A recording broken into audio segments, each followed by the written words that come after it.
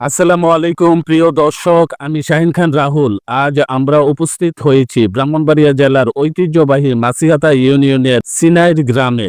এখানে আমাদের সঙ্গে সাক্ষাৎ হয়েছে ব্রাহ্মণবাড়িয়া জেলার জাতীয়তাবাদী যুবদলের যুগ্ম সাধারণ সম্পাদক জনাব উজ্জ্বল আহমেদের সঙ্গে। ত্রয়োদশ জাতীয় সংসদ নির্বাচনকে সামনে রেখে চলমান রাজনৈতিক পরিস্থিতি ও সমসাময়িক নানান বিষয় নিয়ে তিনি তার মতামত প্রকাশ করেছেন। আমাদের আলোচনার মাধ্যমে উঠে এসেছে তরুণ প্রজন্মের রাজনীতিতে অংশগ্রহণ, গণতন্ত্রের চর্চা এবং ভবিষ্যৎ রাজনৈতিক দিক নির্দেশনা নিয়ে গুরুত্বপূর্ণ কিছু বক্তব্য। এখন আসুন আমরা শুনে নিই তরুণ এই যুবনেতার রাজনৈতিক অভিজ্ঞতা ও মতামত। প্রিয় দর্শক, এতক্ষণ আপনারা দেখতেছিলেন আলো টিভি নিউজ 24। নিত্য নতুন সংবাদ সবার আগে পেতে অবশ্যই আমাদের ফেসবুক পেজটি ফলো করে সাথেই থাকুন। ধন্যবাদ। জি, আমি উজ্জ্বল আহমেদ, যুগ্ম সাধারণ সম্পাদক ব্রাহ্মণবাড়িয়া জেলা যুবদল। আপনি যে প্রশ্নটি আমাকে করেছেন, দেখুন, আসলে বাংলাদেশের মানুষ এখন নির্বাচন চায়। আপনারা অবগত আছেন যে বিগত জুলাই আগস্টের যে আন্দোলন, সেই আন্দোলন মূলত বাংলাদেশের মানুষের ভোটের অধিকার হরণ করার 17 বছরের জমে থাকা ক্ষোভের একটা বহিঃপ্রকাশ ছিল। তো ফ্যাসিস্ট সরকারের পতনের পর বর্তমান অন্তর্বর্তীকালীন সরকারে যিনি এসেছেন, আমাদের অত্যন্ত মান্যবর ব্যক্তি ডক্টর ইউনূস স্যার, উনি প্রধান উপদেষ্টা দায়িত্ব পালন করছেন। তিনি ঘোষণা করেছেন আগামী 2026 ফেব্রুয়ারির ভিতরেই জাতীয় সংসদ নির্বাচন অনুষ্ঠিত হবে। তো এর বাহিরে আসলে ওনার কাছে কোনো অপশনও নাই, আমার মনে হয় না আছে। কারণ বাংলাদেশের মানুষের প্রথম দাবি হচ্ছে একটি সুষ্ঠু নির্বাচন। বাংলাদেশের মানুষের ভোটের অধিকারকে ফ্যাসিস্ট সরকার যেভাবে হরণ করেছিল, তার প্রতিবাদ হিসেবে এই দেশের জনগণ যেভাবে ফ্যাসিস্ট সরকারকে পতন ঘটিয়েছে, আপনারা জানেন যে 1 বছর অতিক্রম হয়ে চলে গেছে এই অন্তর্বর্তীকালীন সরকারের। তো এই সরকারের হাতে এখন নির্বাচন অনুষ্ঠিত করা ছাড়া আর কোনো অপশন আছে বলে আমার মনে হয় না। আর ডক্টর ইউনূস স্যার, আপনি যেটি জানতে চেয়েছেন নির্বাচন করতে উনি কতটুকু সম্ভব হবেন, হ্যাঁ, আমি মনে করি উনি শতভাগ সম্ভব হবেন। আপনারা দেখেছেন আমাদের বাংলাদেশ সেনাবাহিনী বিগত 5ই আগস্ট ফ্যাসিস্ট হাসিনাকে যেভাবে পতনের মধ্য দিয়ে দেশকে একটা সুশৃঙ্খল অবস্থায় ফিরিয়ে নিয়ে এসেছে। যেমন আমি এই জায়গাটা আপনাকে একটু ব্যাখ্যা করব। বাংলাদেশে যে ছাত্র জনতার আন্দোলনে সাধারণ মানুষের অংশগ্রহণের মাধ্যমে যে ভয়ঙ্কর পরিস্থিতি সৃষ্টি হয়েছিল, আমাদের সেনাপ্রধান সাহেব উনি অত্যন্ত বিচক্ষণতার সাথে বিষয়টাকে হ্যান্ডেল করেছে। আমি এটা এভাবে ব্যাখ্যা দিব, উনি শেখ হাসিনাকে ক্ষমতাচ্যুত করতে দেশের জনগণের পাশে যেভাবে ছিলেন, তেমন একইভাবে উনি ক্ষমতার পরিবর্তন হওয়ার পর মানুষের ক্ষোভের যে বহিঃপ্রকাশে বাংলাদেশে যে হানাহানি, কাটাকাটি, মারামারি হওয়ার কথা ছিল, প্রাণহানি হওয়ার কথা ছিল, এটা থেকে কিন্তু উনি উত্তোলন করেছেন। উনি খুব সুন্দরভাবে শেখ হাসিনাকে একটা এক্সিটের ব্যবস্থা করে দিয়েছেন, পাশাপাশি রাষ্ট্র ক্ষমতার পরিবর্তন করেছেন। এটা ছিল ওনার যথেষ্ট বুদ্ধিমত্তা, যথেষ্ট বিচক্ষণতার একটি পরিপ্রকাশ। যেহেতু ওয়াকারুজ্জামান সাহেব বাংলাদেশ সেনাপ্রধান ডক্টর ইউনূস স্যারের পাশে আছেন, উনার সহযোগিতায় আমি আশা করি আগামী নির্বাচন অত্যন্ত সুন্দরভাবে অবাধ, সুষ্ঠু এবং নিরপেক্ষ নির্বাচন অনুষ্ঠিত করা সম্ভব। অত্যন্ত গুরুত্বপূর্ণ একটি প্রশ্ন আপনি করেছেন, ধন্যবাদ আপনাকে। আসলে আমাদের দেশের মানুষ হঠাৎ করে একটা নতুন শব্দের সাথে পরিচয় হচ্ছে, পিআর, প্রফেশনাল রিপ্রেজেন্টেশন, যেটাকে নির্বাচনের ক্ষেত্রে যে অর্থে ব্যবহার করা হচ্ছে। বাংলাদেশের জনগণের যে ভোটের সংখ্যা অনুপাতে আনুপাতিক বন্টনকে বোঝানো হয়েছে। যেমন আমি আপনাকে এই জায়গাটায় বলি, আপনার বাংলাদেশে যতগুলো ভোট আছে, সেই ভোটগুলো কালেকশন হওয়ার পর এক একটা দল সারা বাংলাদেশে কত পার্সেন্ট ভোট পাবে, ধরেন এনসিপি 1% ভোট যদি এনসিপি পায় সারা বাংলাদেশে, সেখানে আপনার তারা এই দেশে 3টা আসন পাবে, যেহেতু আমাদের 300 আসন। আনুপাতিক বন্টনে আমাদের দেশে এইভাবে কোন নির্বাচন করা আদৌ সম্ভব না, কখনোই সম্ভব না। আপনারা জেনে থাকবেন যে আমাদের দেশে যখন ভোট কাস্ট হয়, আমাদের যে কোনো কেন্দ্রে যখন ভোট কাস্ট হয়, আপনার 2 থেকে 3% ভোট যেটা বাদ যায়, গণাতে বাদ পড়ে, আমাদের ভোটারদের যে অসচেতনার কারণে ভোটটা, যেটা আমরা বলি ভোট পচে যায়। তা আমাদের যদি 2% ভোট বাদ যায়, কালেকশন ভোট, এই ভোটারদের অসচেতনতার কারণে, তো এখানেও আপনার 6টা আসন আসে। তো এই পচে যাওয়া ভোটগুলোতে আপনি কাকে দিবেন? এটা একটা মারাত্মক বিষয়। এই আনুপাতিক হারে আসন বন্টন, এইটা বাংলাদেশে সম্ভব না থাকার আরো কিছু কারণ আছে। আপনি এরা যে কারণে এটা চাচ্ছে সেটা হলো জামাত এবং এনসিপি, তারা চিন্তা করতেছে যে এনসিপি যদি সারা বাংলাদেশে 2% 3% ভোট পায়, তাহলে তারা 6টা কিংবা 9টা আসন পাবে। জামাত যদি 10% ভোট পায়, তারা 30টা আসন পাবে। তাদের তো আসলে নিজস্ব কোনো পুঁজি নাই। তারা এক একটা ক্যান্ডিডেট নিজ নিজ এলাকায়, যদি তারা, আমি অন্যভাবে যদি কথাটা বলি, যে তারা ইউনিয়ন পরিষদের সদস্য নির্বাচন করলেও তারা পাশ করবে না। তো এই লোকগুলা আসন নেওয়ার জন্য তারা এই সরকারের অংশীদার বা বিরোধী দলের অংশীদার হওয়ার সুযোগ নেওয়ার জন্য তাদের এই প্রস্তাব। তো আনুপাতিক হারে ভোট বন্টনে আরো কিছু অসুবিধা আমি আপনাকে বলবো, যেটা হলো এই পিআর পদ্ধতির অসুবিধা। আপনি ধরেন এই যে এনসিপি 1% বা 2% ভোট পাইলো বা 3% ভোট পাইলো, তারা 6 জন বা 9 জন 9টা আসন তারা পাইলো। এখন তারা কোন আসনে তারা দায়িত্ব পালন করবে? যেমন আমাদের এই ব্রাহ্মণবাড়িয়া সদর 3 আসনের কথা আমি বলি। এই এলাকার অত্যন্ত জনপ্রিয় এবং একক ক্যান্ডিডেট বাংলাদেশ জাতীয়তাবাদী দল বিএনপির অর্থনৈতিক বিষয়ক সম্পাদক এবং ব্রাহ্মণবাড়িয়া জেলা বিএনপির সম্মানিত সভাপতি জনাব ইঞ্জিনিয়ার খালেদ শ্যামল ভাই। উনি আমাদের এই সদর 3 আসনের অত্যন্ত জনপ্রিয় এবং জননন্দিত নেতা। যেমন আমাদের 4 আসনে আপনারা জানেন যে আলহাজ কবির আহমেদ ভূঁইয়া অত্যন্ত জনপ্রিয় নেতা। তো তারা তাদের স্ব আসনে জনগণের সাথে তারা দীর্ঘদিন যাবৎ মিশে আছে। জনগণের পাশ তারা বুঝে, জনগণ তাদের পাশ বুঝে। তারা ওই নিজ নিজ আসনে যখন তারা সংসদ সদস্য হিসেবে নির্বাচিত হবে, ওই আসনে সকল ডেভেলপমেন্ট, রাস্তাঘাট, স্কুল, কলেজ, মসজিদ, মাদ্রাসা সহ সমস্ত উন্নয়ন কাজে তারা জনগণকে সহযোগিতা করতে পারবে। জনগণ তাদের কাছে আসতে পারবে, জনগণ তাদের কাছ থেকে নিতে পারবে, দাবি করতে পারবে। সেটা কেন? সেটা একটা দীর্ঘদিনের সম্পর্ক। জনগণ তাদের কর্মী হিসেবে বা তাদের সমর্থক হিসেবে এই এলাকাতে কাজ করেছে, তারা সেটা পারবে। এখন যদি আনুপাতিক এই যে পিআর পদ্ধতির কারণে ধরেন অন্য এলাকার একটা লোক সে আনুপাতিক হারে বন্টনে সে এই এলাকার দায়িত্ব নিয়ে নিল, কারণ যে আনুপাতিক হারে আসন পাবে তার তো নির্ধারিত কোনো আসন নাই, তার কোনো আসন থাকবে না। তো তাকে একটা আসন দিতে হবে। সে দাবি করলো যে আমি সদর 3 নিব, তখন সে এই এলাকার দায়িত্ব নিলে এলাকার জনগণ কি তার সাথে পরিচিত? এলাকার জনগণ কি তার কাছে যেতে পারবে? সে কি জনগণের সাথে পরিচিত? সে কি জনগণকে বুঝে? সে কি এলাকাকে বুঝে? তাইলে এই এলাকার ডেভেলপমেন্ট হবে না, হবে কি তার ব্যক্তি ডেভেলপমেন্ট হবে।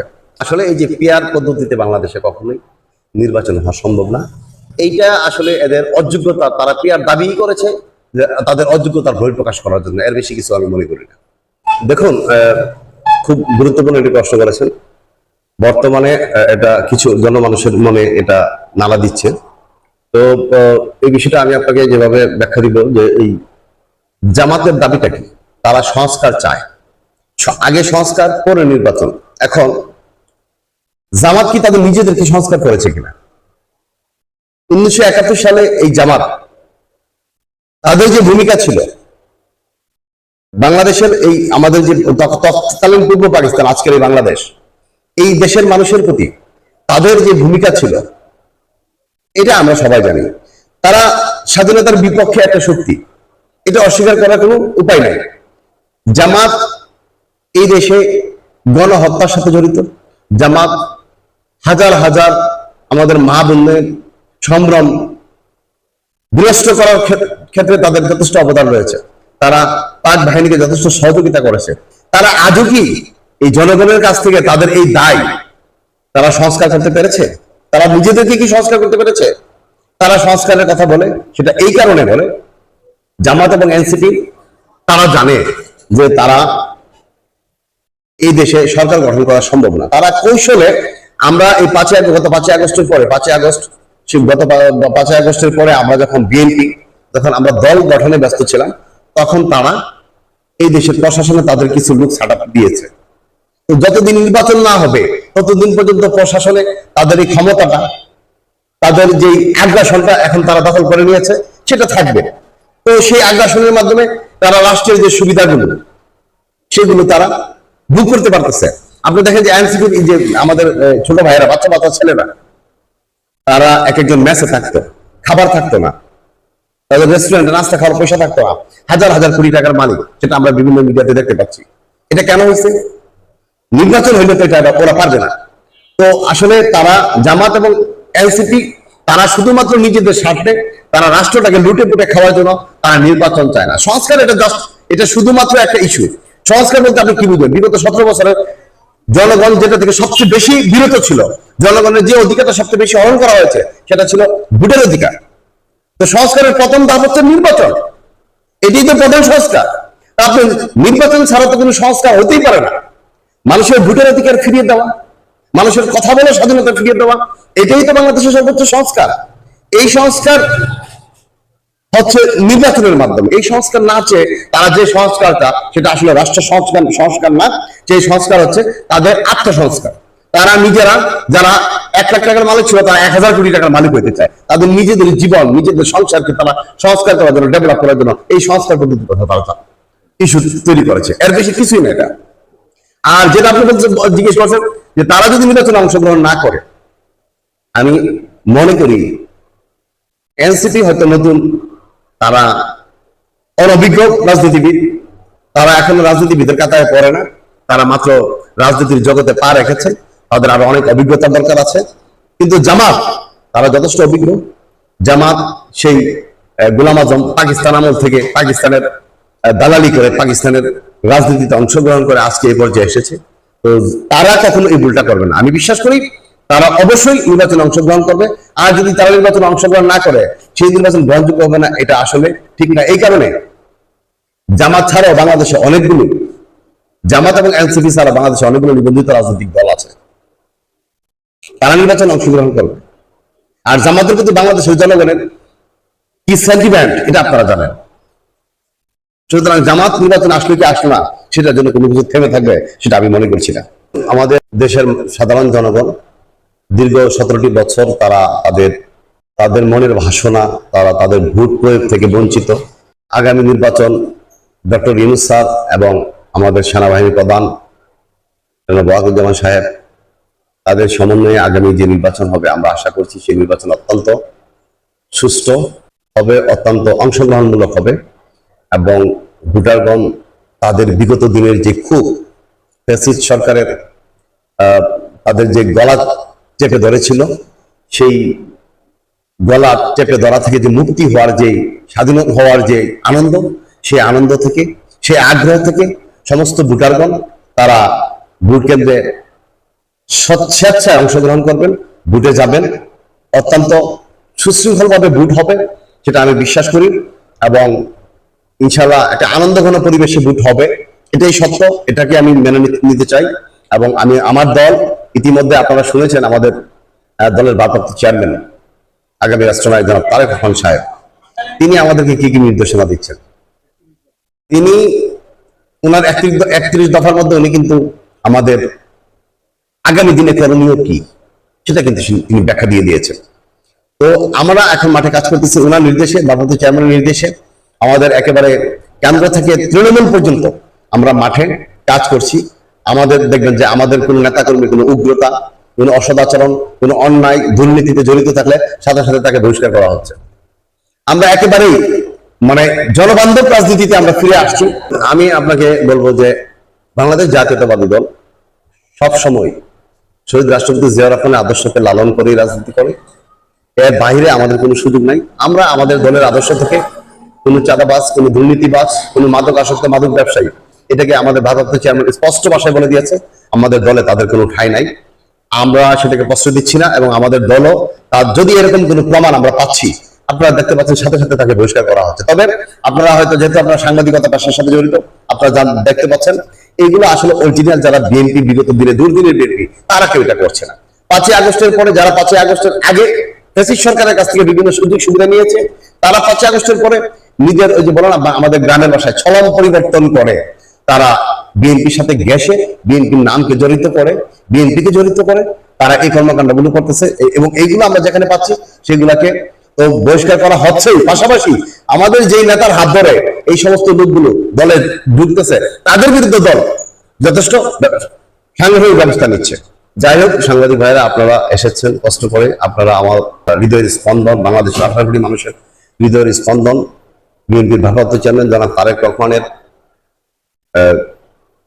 বার্তা এই জনগণের কাছে পৌঁছে দিতে আপনারা উনার একজন কর্মী হিসেবে এবং ব্রাহ্মণবাড়িয়া সদর 3 আসনের আগামী দিনে যিনি দানের শীষের কাণ্ডারি ইঞ্জিনিয়ার খালেদ হোসেন মাহবুব শ্যামল ভাইয়ের একজন কর্মী হিসাবে আমাকে আপনারা যোগ্য মনে করে আমার কাছে এসেছেন, যে আমি যেন আমার কিছু কথা আপনারা জানতে চেয়েছেন। তো আপনাদের কাছে আমি আন্তরিকভাবে আমার দলের পক্ষ থেকে, আমার ব্যক্তিগত পক্ষ থেকে আমি অত্যন্ত কৃতজ্ঞ। আপনারা আমার কাছে এসে যে সময় দিয়েছেন সেজন্য আপনাদেরকে ধন্যবাদ জানাই, দলের পক্ষ থেকে ধন্যবাদ জানাই। পাশাপাশি আমি যেটা বলবো যে আমরা আগামী নির্বাচনটা খুব সুন্দরভাবে করতে চাই। দেশবাসী আমাদের কাছ থেকে বিগত দিনে যা আশা করে নাই তার চেয়ে ভালো কিছু ইনশাল্লাহ পাবে। তারা রহমানের অত্যন্ত মডার্ন পলিটিক্সে তারা অংশগ্রহণ করবে ইনশাল্লাহ, সেটা বাস্তবায়নে তারা সহযোগিতা করবে। দেশবাসীকে ধন্যবাদ জানাই। পাশাপাশি যে বিএনপি চেয়ারপারসন সাবেক 3বারের প্রধানমন্ত্রী দেশনেত্রী বেগম খালেদা জিয়া শারীরিকভাবে গুরুতর অসুস্থ, ওনাকে ফ্যাসিস্ট সরকার দীর্ঘ 17টি বছর কারাবন্দী মতো করে রেখেছিলেন, ওনাকে চিকিৎসা করতে দেওয়া হয় নাই। ওনার সুস্বাস্থ্য এবং দীর্ঘায়ু কামনা করে আমি আমার এই দেশবাসীর কাছে আমি দোয়া চাইব। এবং আপনারা জানেন যে ভারপ্রাপ্ত চেয়ারম্যান কিছুদিন আগে বলেছেন যে খুব দ্রুতই তিনি আমাদের সাথে সাক্ষাৎ করবেন। আসলে সেটা সত্য কথা। আমরা খুব তাড়াতাড়ি আমাদের ভারপ্রাপ্ত চেয়ারম্যান, আমাদের হৃদয় স্পন্দন জনাব তারেক রহমানকে আমাদের মাঝে আমরা পাবো ইনশাআল্লাহ। আমরা তারেক রহমানকে এই দেশের প্রধানমন্ত্রী হিসেবে আমরা এই দেশের জনগণ দেখতে চাই, রাষ্ট্রের স্বার্থে, জনগণের স্বার্থে, দেশের কল্যাণের স্বার্থে তিনি আগামী দিনের প্রধানমন্ত্রীর দায়িত্ব তিনি নিবেন এবং আমরাও ওনাকে সেই প্রধানমন্ত্রী হিসেবে দেখতে চাই। তো সেই জন্য দেশবাসীর কাছে তারেক রহমানের সুস্বাস্থ্য এবং দীর্ঘায়ু কামনা করে এবং আমাদের এই সদর 3 আসনের যিনি অভিভাবক ইঞ্জিনিয়ার খালেদ হোসেন মাহবুব শ্যামল ভাই, যিনি বোম্বে জেলা বিএনপির সম্মানিত সভাপতি এবং বাংলাদেশ জাতীয়তাবাদী দল কেন্দ্রীয় নির্বাহী কমিটির অর্থনৈতিক বিষয়ক সম্পাদক, ওনার জন্য আমি আপনাদের কাছে দোয়া চাই। পাশাপাশি বোম্বে 4 আসনে আলহাজ কবির আহমেদ ভূঁইয়া ভাই, তার জন্য দোয়া কামনা করছি। এই বলে আমি আপনাদেরকে ধন্যবাদ জানিয়ে এখানে শেষ করছি। আসসালামু আলাইকুম।